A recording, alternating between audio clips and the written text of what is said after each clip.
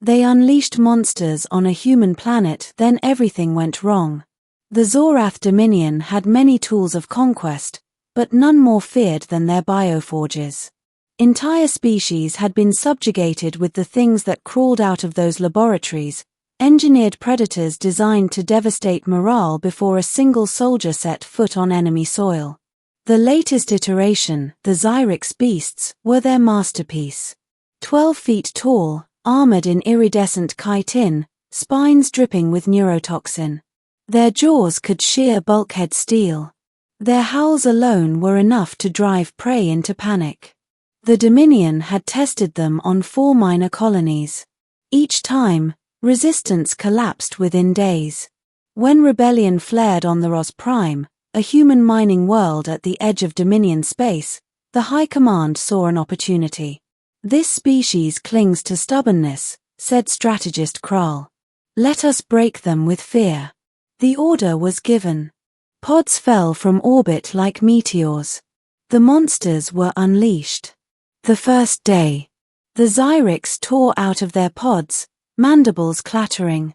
They rampaged through ash fields and burned scrublands, hunting the scent of prey. In a farming settlement near the equator, the first screams rose. Beasts stormed barricades, hurling plasteel aside as though it were driftwood. Dozens fell in the first charge. Dominion commanders in orbit leaned back in satisfaction. Fear would spread faster than flame. Within weeks, the Ros Prime would kneel. But as the hours passed, reports grew strange. Settlements weren't abandoning their positions. They weren't scattering into the wild. They were regrouping, reinforcing, fighting back. And by nightfall, humans had already killed their first Xyrix. Deathworld lessons. What the Dominion had never understood was this: humans were not a prey species. They were predators who had learned long ago that survival was rarely about claw or fang, it was about thinking, adapting, and above all, refusing to quit. The first beast had fallen to a group of miners armed with little more than explosives and nerve. When they dragged its carcass back to town, something shifted. Fear became defiance. And humans did what humans always did when faced with the impossible. They studied. Where were the joints weakest? Where did the armor plate thin? How did the beasts hunt? How did they think? Within days, hunters knew to aim for the eyes. Farmers dug spiked pits lined with sharpened rebar. Mechanics cobbled together flame projectors from mining fuel lines. And the more humans fought, the bolder they became. The Dominion watches. Strategist Kral frowned at the incoming reports. Resistance is significant. A junior officer hesitated. "They have named the beasts, sir."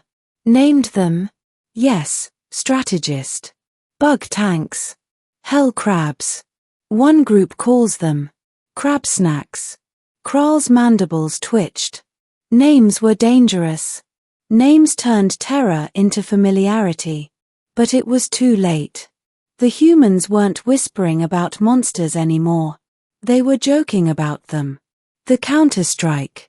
2 weeks into the campaign, the Dominion sent troops to support the beasts, expecting an easy cleanup. Instead, they found militias armed with scavenged Dominion rifles, tactics refined through brutal experience, and villages turned into fortresses. In the ash plains, a battalion of Xyrix was herded into a canyon rigged with charges. Humans detonated the cliffs, burying beasts and soldiers alike in a rain of stone. On the northern ice ridges, hunters lured Xyrix across frozen lakes, then shattered the ice with mining drills. Entire packs drowned, thrashing helplessly. And in the equatorial forests, children were recorded climbing onto captured beasts, steering them with ropes through their mandibles. One video, dubbed Rodeo on Crabsnack No. 3, spread across underground networks and reached Dominion intelligence. For the first time, the monsters were not symbols of fear. They were trophies. The turning point. The Dominion doubled deployment, dropping more beasts to overwhelm resistance. But every wave taught humans new tricks. They discovered the venom sacs could be harvested and turned into potent weapons. Chitin armor, once terrifying, was reforged into shields and plating.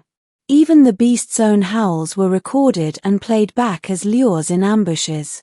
What had been unleashed to destroy humanity had instead armed it. Strategist Kral realized too late, the beasts were not breaking human spirit. They were sharpening it. The broadcast. 1 month after the first pods fell, the Dominion received a transmission from the surface.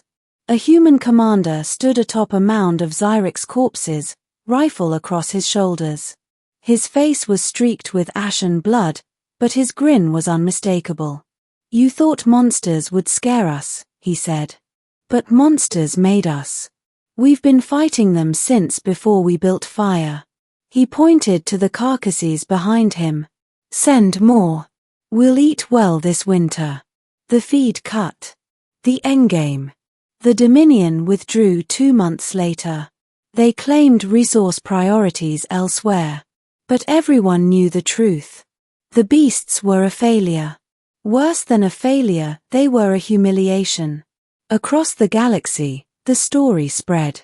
Of the human world where terror was turned to laughter, where monsters became livestock, where fear backfired spectacularly.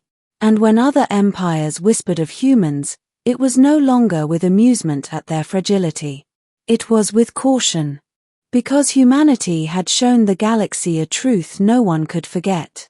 If you unleashed monsters on a human planet, you didn't end humanity. You just gave it new pets.